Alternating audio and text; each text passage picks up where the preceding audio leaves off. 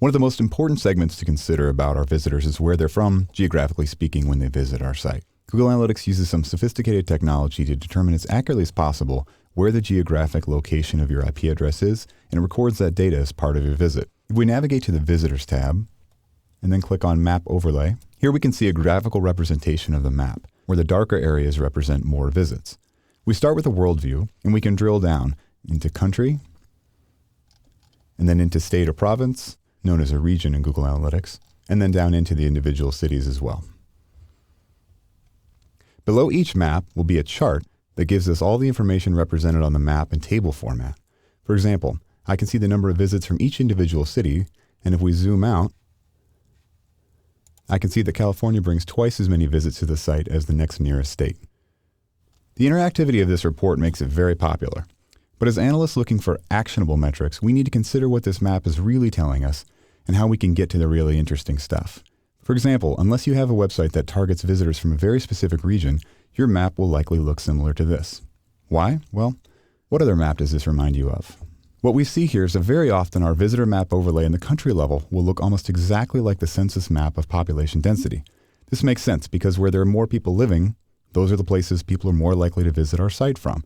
So it's no surprise that our darkest states, California, New York, Texas, Florida, Illinois, where the largest populations live, are also the darkest ones on our map.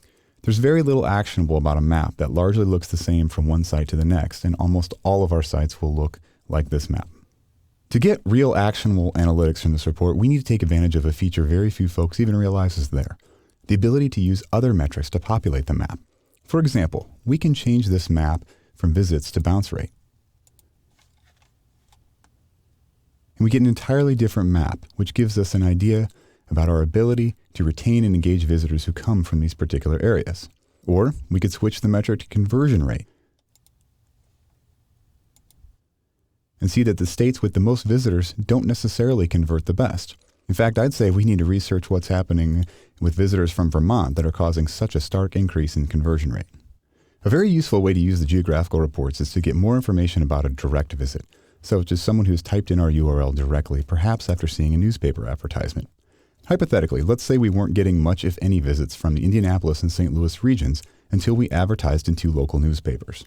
While we have no absolute way of knowing these visits came from those who saw the ads, comparing the increase in traffic with ad publication dates, we can get a pretty good idea that this direct traffic was likely due to viewing these ads. But there's one more very important piece of insight we can gain from this.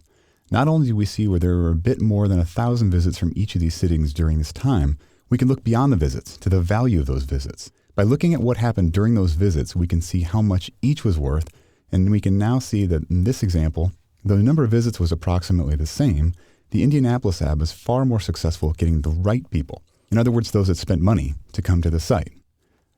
As potentially illuminating as this report is, one limitation we need to be aware of with this report is that it is by no means 100% accurate. If you are connecting through a network, such as a corporate VPN, the IP address that Google sees may actually be located in another city, such as your headquarters, than where you are actually located when you created the visit, which could result in a false location. It's also possible where Google simply was unable to determine where the visitor was located, and therefore unable to put that visitor in a particular geographic segment. The visit still occurred and thus needs to be accounted for, so it's simply put in the not set category. In this case, if we increase the number of rows, as we can see here, the geographic information from 391 visits was unable to be determined, and thus those visitors are put in the not set category. The Map Overlay Report can be a fantastic source of information once we learn to get past the less useful aggregate metrics and into the details where the true insights lie.